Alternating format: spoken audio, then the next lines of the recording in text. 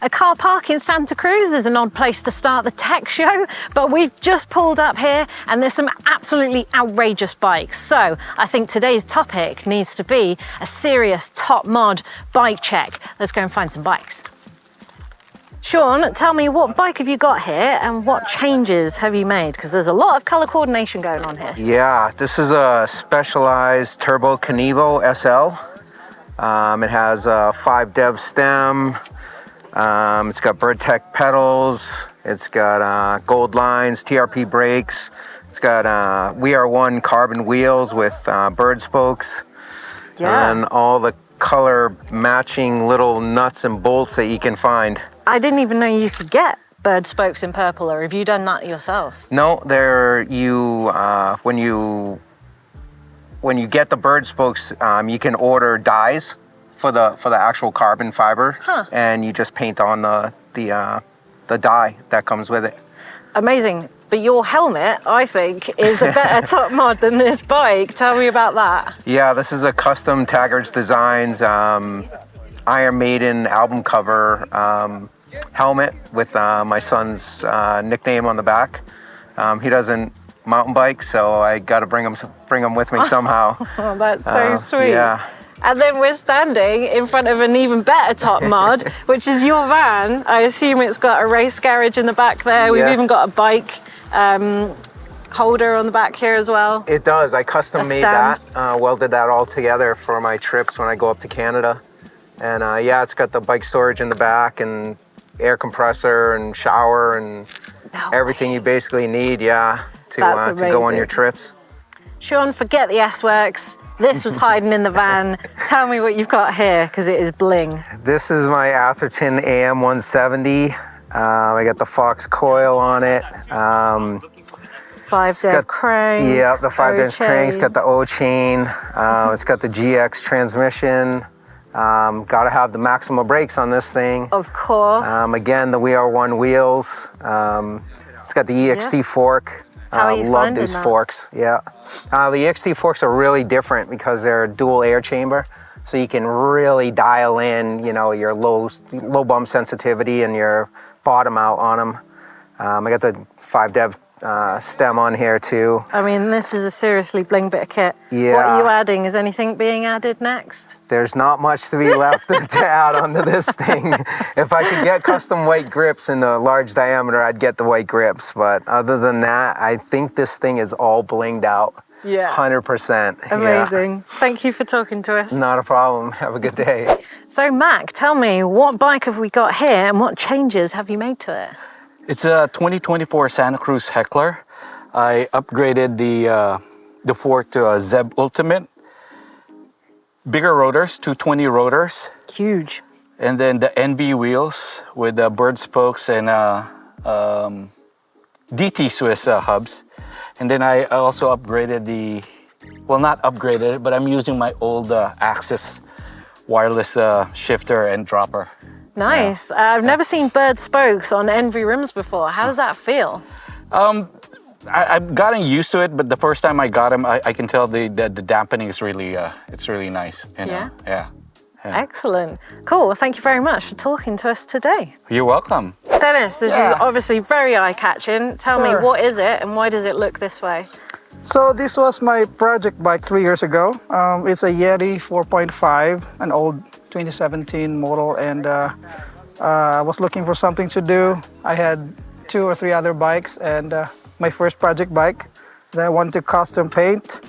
In honor of my son, he died of brain cancer 3 years ago, and so I tried to, I don't know if it was an accident or something, that I was trying to get the logo of Yeti, and then all of a sudden it just clicked that, you know what, I can put his name within the Yeti,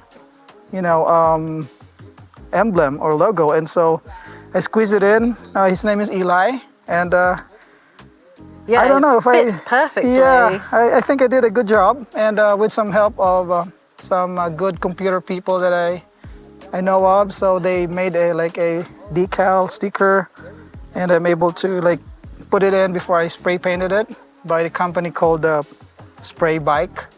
And I was hoping to meet them in Sea Otter actually, but they were not there last year. But They're pretty awesome. The paint stayed pretty good. The hardest part was the sanding. Took me like a good 2.5 hours to 3 hours, but it was worth it. And tell me about the writing on the down tube.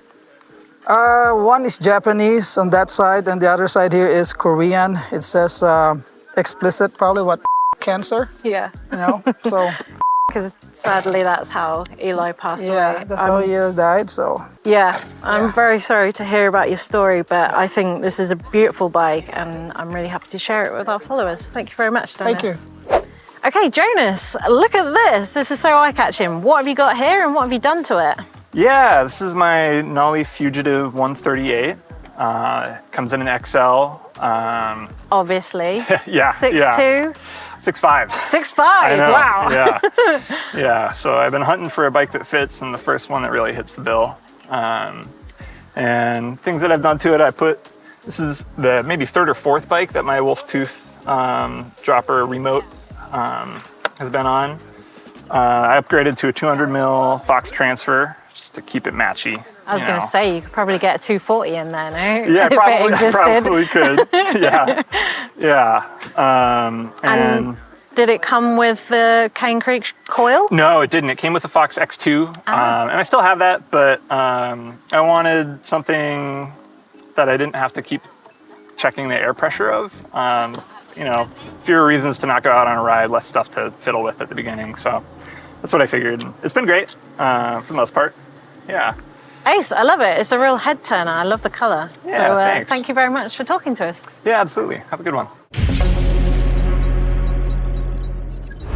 Wow, those were some insane bike checks from Santa Cruz there, and an insane location for the GMBN Tech Show. Hope you like it. I'm enjoying being here. Anyway, on to the news. Speaking of insane bike checks, check out the new Yeti ASR. It's back. For all of you retro nerds, you'll know that the ASR was their XC full susser, and it has been missing from their lineup for some time. They've obviously had the Arc, the hardtail. Now the ASR fills that gap in their lineup with their lightest full sus for cross country and down country, and it has 115 millimeters of flex stay rear suspension, easy for you to say. But although it has some new tech on it, it has that old school look. For any of you who love the old ASR, you'll see the paint jobs look very similar. Now, I always wanted an ASR in the sort of pink and raw back in the days when it was aluminium, but now it is full carbon, and apparently you're meant to run this thing at 30% sag, which is nuts for a short travel bike. Apparently it's very linear, but it does come with these custom rear SID shocks, which has a sort of custom tuned compression stack, which, looking at the suspension graphs, it has a bit of an S curve in that it has a lot of movement in the initial stroke, and then it has not much movement in the end stroke. So what I can deduce from that is it's quite small bump sensitive in the start, but it should resist that bottom out in the end. So it looks like a really interesting ride. Size specific stiffness, room for 2 bottles, even on the extra small, which is incredible. The top end model is also dedicated wireless so that they could minimize on extra carbon wastage and even further lighten it up. So we're looking at just shy of 1,500 grams for a frame with no shock, but that is obviously size dependent. And the frames, the T series, will start at 3,799 pounds. And then obviously you can take it way up to the ASR Ultimate, which will cost you 13,990 pounds. But it looks really good. I'm actually going to do a rewind on some old ASRs later, so stick by if you're interested in that. Smith are also releasing the new Payroll. So the Payroll does continue with the coiroid coverage for lightweight energy absorption, and also MIPS to reduce rotational forces. But this half shell is now Enduro Trail and it's EMTB certified as well. And you can also buy it in this new ALEC version, this new ALEC model, which is an extra £10 or dollars or so to get this. But what it is a new system that monitors impacts and crashes, and it's got a sensor in the helmet directly mounted in to the fitment system, and it will send a message to your emergency contact if it feels that you've had an accident, and it also send a GPS location so that you can be found as well. So that's really interesting. Next up is Dangerholm's Scott Genius ST. I won't go into full details on everything he's done here, but I think the pictures speak 1,000 words. Now, the Genius ST was pretty clean already, and Dangerholm wanted to take that to the extremes. So there's rear shock adjustments, but he's removed some of the lockouts on the front to get rid of the cable hoses. The brake hose on the front is also mounted through the steerer and out the bottom to try and tidy up the cables at the front. He's also using a one-piece bar and stem combo, which he's actually drilled some holes into to get even further cable routing for the brakes so that it looks like there's no cables whatsoever. And it's painted in a RAL ivory in a matte finish just for that extra minimalist approach. And the usual hand polished parts here and there, as you would expect from Dangerholm, including some custom polished Duke Fury Star Sixters, rims, and some bad boy hubs as well. So that looks pretty cool. It's weighing 13.6 kilograms or 29 and a bit pounds. So that looks really cool. Physic have actually brought out some new shoes for off-road. They will be called the Proxy. They're brand new to the range completely. There will be a competitive shoe, so they will have stiff soles, but it is a composite, so it's not super spendy. But it will come with the single BOA fastening system for a nice fit. And they'll be weighing just over, 326 grams, obviously dependent on sizes. And they'll be available in a coral and purple, or a white or black. What are you saying on that coral and purple? I think it looks good. And then finally, speaking of looking good, is a couple of spec and colorway adjustments to the Canyon Sender, the downhill rig. You're basically getting a team replica here. So it's the Sender CFR, or the CFR Underdog is available in this new Troy Lee Designs paint job. Troy Lee are also releasing kit to match this paint job if you're that way inclined and you want to look like Troy Brosnan or Mile Johnset. So yeah, that looks really sweet. Let me know down in the comments below, what do you think of that ASR and the new Sender Troy Lee Designs version? Okay, last week's question was that, look, we're a key catalyst in bringing clipless technology to mountain biking. Where did they steal it from? Well, look, actually make ski bindings. So they stole it from ski bindings, or at least the design came from that idea. Technically, Knolly actually claimed to be the first to invent clipless pedals, although you did have to lean down and manually release them with a lever at the pedals. So they weren't the first automatics. And to be honest, there's actually a patent that goes right back to 1895 if you want to be an absolute geek about who invented clipless. But anyway, while we're on the subject, I am actually here in California, and I've got something really exciting coming up about clipless pedals and history.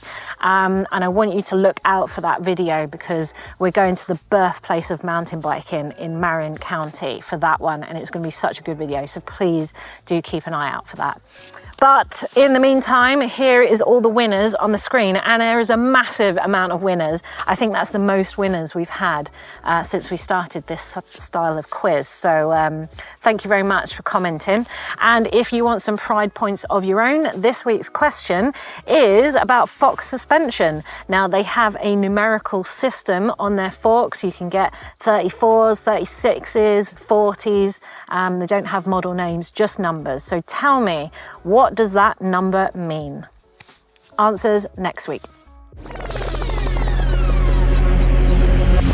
Okay, today, you've read it right, we are going for a rewind, and I know I often talk about vintage stuff as old tap, but I'm only joking, and that Yeti ASR got me all nostalgic because I did want a Yeti ASR in raw and pink. So I've got a big collection of ASRs here, so we're going to go through the years.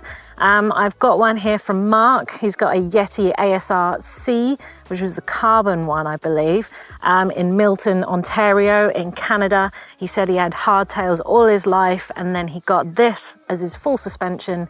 And after 3 years of riding this Yeti, he is in love. Yeah, I don't blame you. And then throwing it back to probably my area, that I was looking at the Yeti ASRs in this sort of custom powder coated and custom built green here. This is from Ian in Tamworth in the UK. Yeah, I hope you haven't painted over a raw and pink. I would be very mad. And then we've got another black ASR C here as well, or an ASR 5 from Rob in Bodmin in Cornwall, so just down the road, checking out the sunset in the background, which looks pretty cool.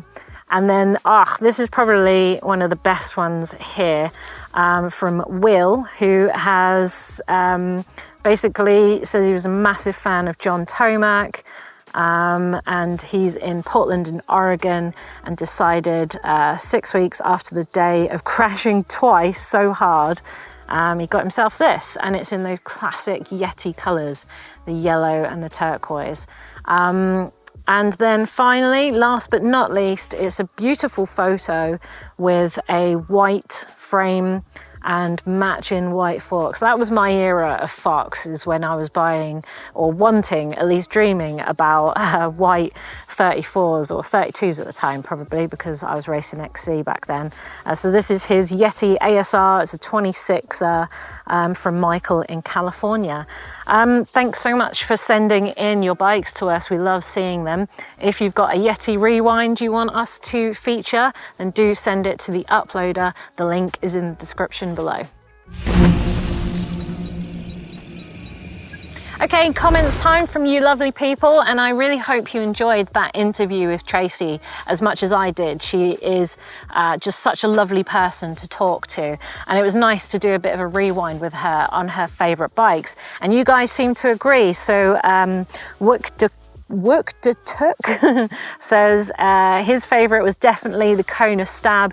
I've been dreaming about owning one for years. Well, get yourself one. There's loads on eBay. I mean, maybe they might not be able to be ridden anymore the way people used to ride them back then. Sam Blenkan says, I remember her on those brilliant blue and yellow Cannondales riding the National Points Series in the UK back in the day. Wow, Sam, you are showing your age there, because that would have been mid to late 90s, I guess. Ewan Malik in the UK said, loved the Tracy Moseley retro rides.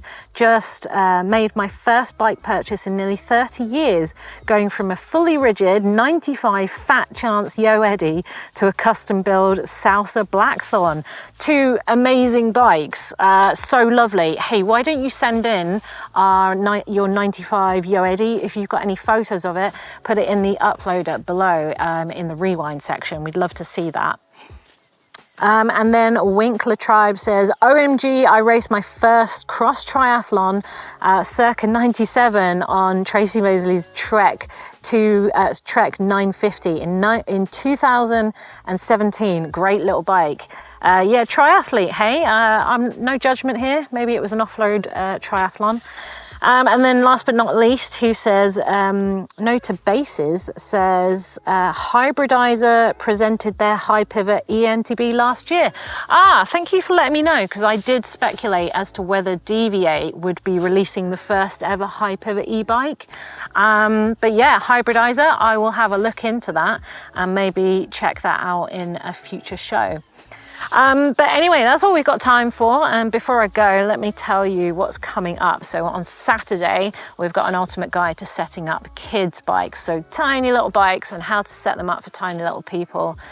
So do check that out with Owen. And then on Sunday, Owen went over to Atherton's to check out how to build the ultimate alley bike. So maybe I've given it away as to what is coming up very, very shortly, but do check out Sunday's video as it is a full-on feature on how their new bike is being built.